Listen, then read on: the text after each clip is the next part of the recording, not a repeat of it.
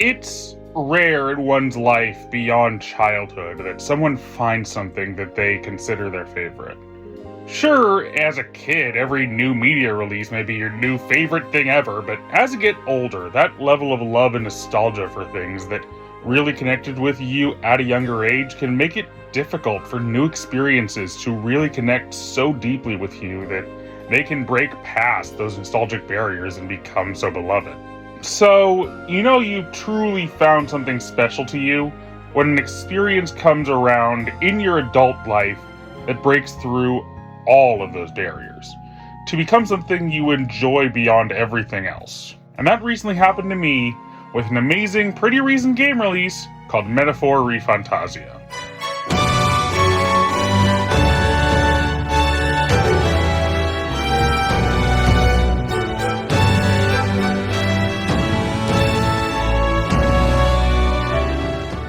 Originally, I didn't even think I'd pick up the game, as I was growing disinterested in Western-style medieval fantasy as a genre, finding it kind of boring and annoyingly tied to its stock tropes since Tolkien coined a lot of them decades ago. But I did pick it up in a moment of impulsivity when I saw a copy on the shelf at the store a few months back, being a major fan of the Persona series and wanting to see what its developers were cooking with this project, even if I didn't have the highest of hopes due to its storyline genre. To say the least, this game has reinvigorated my interest in fantasy majorly, with not only its unique take on so many world-building elements that differentiates it heavily from its contemporaries, but also how this game's narrative utilizes those story elements for the best effect possible. Not only that, but I see how important this game's message is in our modern world and embrace it wholeheartedly. Even if there are certain ideals in some of the game's side stories I may not fully be on board with. This video will be a full deep dive into the game, but also a very biased one, mine, as I want to explore what this game means to me as a fan who fell in love with it so thoroughly. I will also be including spoilers for elements that I believe are important for this discussion, but I will be giving visual warnings for when they are coming up. This is why I fell in love with Metaphor Re Fantazio, my new favorite game of all time.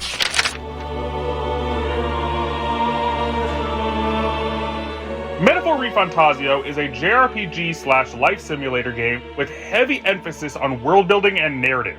The game takes heavy influence from the Persona and Shin Megami Tensei series, as it takes Persona's social link system in the form of the game's follower system, but also its calendar/deadline design, where the player has a limited number of days to take on tasks before it's too late to address them, while also utilizing that time to raise up social stats and continue interactions with followers in their own side stories separate from the main narrative. The game's combat in the many unique dungeons spread across the world is a unique mix of real-time and turn-based, as players do sometimes need to perform multiple strikes on an opponent in the overworld in order to gain an advantage in the oncoming turn-based battles, also including a simple dodge mechanic to avoid enemy attacks that will give the enemy an advantage if even one lands. This mix of elements gives the game a uniquely exciting and fast-paced aura while exploring dungeons, as entering into battle itself is a simple yet exciting bit of gameplay in its own right, unlike most of this game's contemporaries. I'll discuss more about the turn-based combat in its own section, but I do think it works very well in keeping up a unique mix of strategy and tension in its own right that only adds to this game's wonderful design.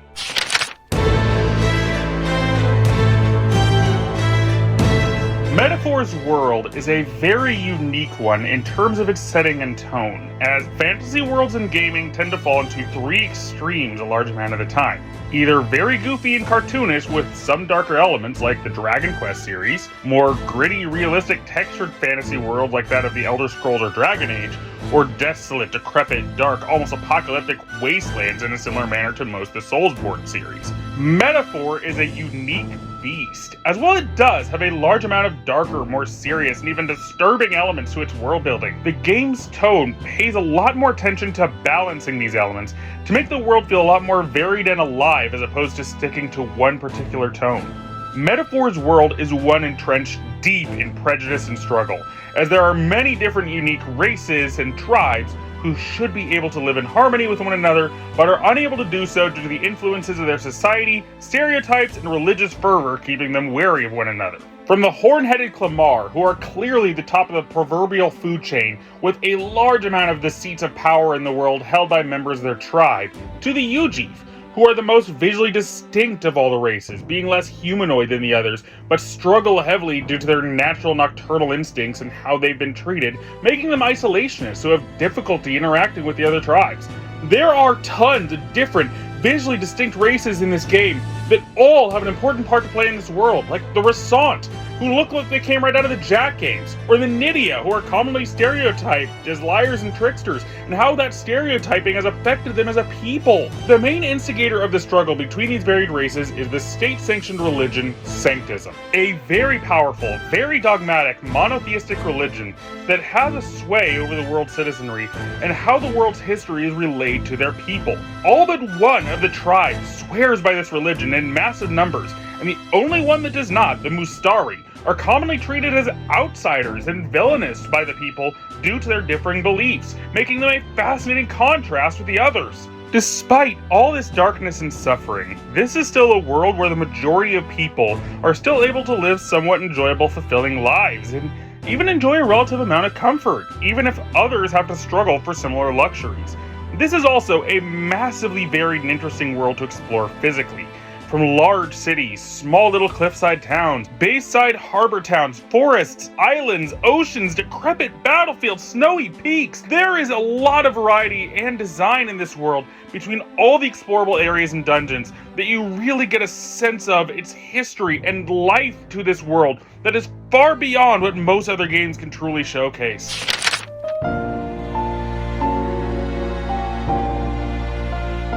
This game's cast is truly awe-inspiring, without a single one I'd call weak or uninteresting. Even in the main Persona games, there's at least one character in the party I'd personally say is weaker than the others, but Metaphor is truly exemplary in this department.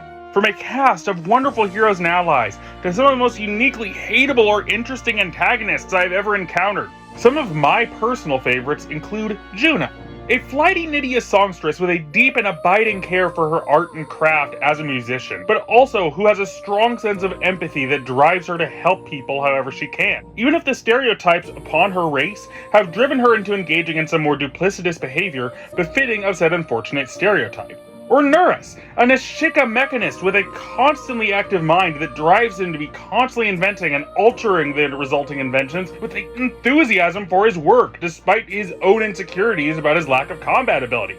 Katarina, a skilled parapist martial artist and fervent revolutionary with a skill for monster hunting and combat, who, despite being a very skilled fighter, mainly puts those skills to use in the hopes of uplifting her race out of poverty and taking down the elites. Yeah, slay queen, eat the rich! And my personal favorite, even if Juna is slowly creeping up there, Haizame, a fallen knight of what is essentially the knighthood special ops division with a ninja-esque skill set, who has a tragic backstory involving the death of his son that drives his story, and he also has one of the sexiest voices I have ever heard. Seriously, I have no idea what this accent is, but god damn it does things to me! This bad delf can fucking take me! Even minor characters who don't get their own side stories, like the crier Batlin, are fascinating to explore in how their story evolves throughout this narrative. It's kind of crazy.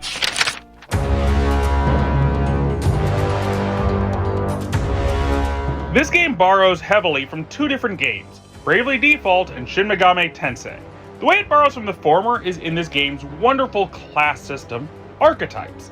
Players can switch classes in the main party at almost any time they so wish outside of battle, and they have their own unique movesets that only get more varied and interesting as they level up to evolve into newer forms, unlocked by going further into character-follower storylines. They can also acquire skills from other previously held archetypes by their user, making the overall class system very customizable and interesting to explore in its depth, with just how many options there are to explore and how they synergize together. The way the game borrows from Shin Megami Tensei, though, is in its press turn system. Basically, turns are taken depending on the sides instead of switching off based on agility stats. For every time someone is hit with their weakness or a critical hit, instead of removing the turn icon, it instead puts it into an alternate state where it can be reused to extend your turn by one more entry, allowing for a maximum double the amount of turns of your currently active party members. Also, each time an attack is reflected, blocked, or dodged, the player loses figure moves for that turn. This incentivizes strategic play, especially since enemies play by these exact same rules on their own turn, meaning you need to cover your own deficiencies to avoid enemies wombo comboing you into the dirt. This combination of elements makes for a turn-based combat system that is constantly evolving and open for a ton of customization, making for an experience that is constantly rewarding yet challenging to utilize, and thus a really engaging and fun combat system.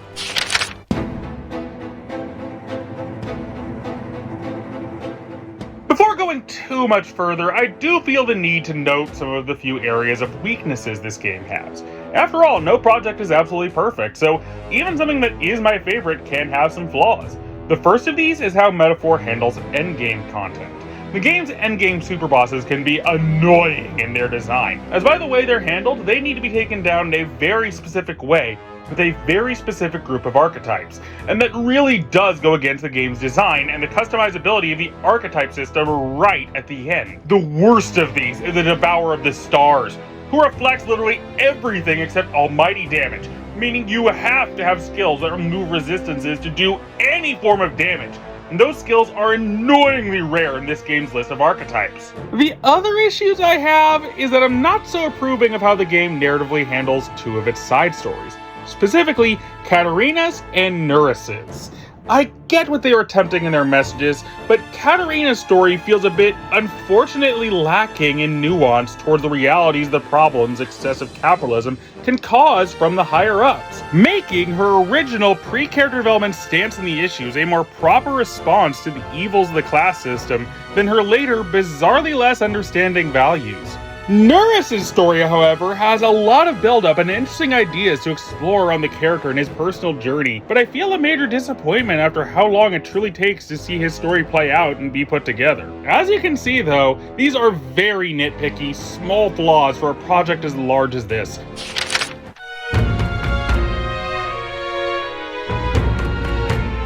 Story is one of the most important aspects of any modern JRPG.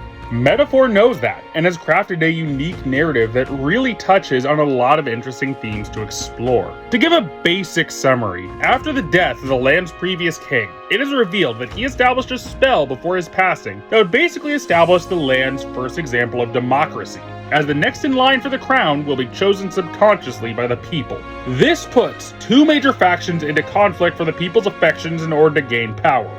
The first of which is the Church, who are desperate to maintain their stranglehold and influence on the world, and thus fighting tooth and nail to ensure their future place on the throne by any means necessary, and thus keeping up with the dark status quo of the world that they have put in place. The other is Luis, a powerful usurper who murdered the previous king by his own hand with an ideal philosophy that's nearly indistinguishable from social Darwinism. But his sense of refinement and his performative aura draw many supporters to his side despite his toxic worldview. This is only worsened by how, due to the way social Darwinism focuses on personal strength and one's own power, as opposed to class struggle, it takes advantage of the church's racist class system to get those seen as lesser in this effed up society to support him. Both of these sides are villainous monsters in their own right, and yet hate one another to the core, making for unique conflict between warring villainous factions. You as the player are not truly among either side, as you are trying to save the long-thought dead prince of the land from a curse placed upon him in childhood in hopes of finally allowing him to awaken from his slumber and eventually retake his birthright, thus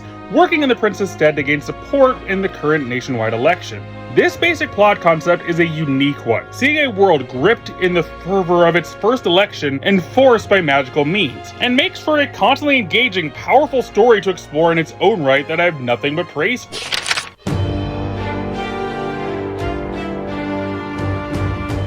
Okay, we have gone to freaking everything. How great the story's concepts are, the characters, the gameplay, and how exemplary they are, but why is this my favorite? Well, that comes down to the game's message and ideals. Metaphor is a game about fantasy, not just the genre, but the concept of how one's enjoyment of media and fiction can affect one's view of the world, and how constantly working for a perfect world despite the futility of such an effort isn't a pointless endeavor. We do live in a complex society, filled with people who have differing views on what would make their world better for them. This is why the two villains of the story are two very morally opposed factions, one of rigid religious control and the other of anarchic social Darwinism. They both have their ideal of what this world should be, defined by their own personal fantasies, but are consumed by their own ambition and pride, unwilling to compromise with the needs of others in order to see them fulfilled. It's only someone who has an actual understanding of the needs of the people and is willing to work and listen to them that should be in power, not an oligarch with an all-important personal vision of his own. That alone would make this game great. But then it adds in another wrinkle near the end that really elevates it beyond just something amazing. Near the end of this game, the heroes, who have broken down the prince's curse, return to where he was laid to rest while the group saves him, only to discover a shocking revelation. The main character we've been playing as this whole time is part of the prince. What part of him, though? His fantasy. The hero we have followed this whole time was a vision of what the prince always hoped to be, a wandering traveler who could actually see the world and see what lay out in store for them. Basically, this game's hero, until this point where they rejoin with the prince, is the prince's self-insert OC, brought to life to save him in his time of need. A fantasy of the person he wanted to be, saving them, so that he could take on that power and become them in the face of the dangers of the world and stand up in the face of evil. That ideal, that story of taking a fanciful vision of the self beyond one's current possibilities, to empower someone into a hero and a leader who can help people in their time of need and genuinely do good in the world. That ideal speaks volumes to me as a writer and as a human frickin' being. That narrative, plus just how amazing this game's other story aspects, amazingly grim but fixable world, amazing balanced writing and characters, who are genuinely wonderful to share this journey with, make this game truly something special to me.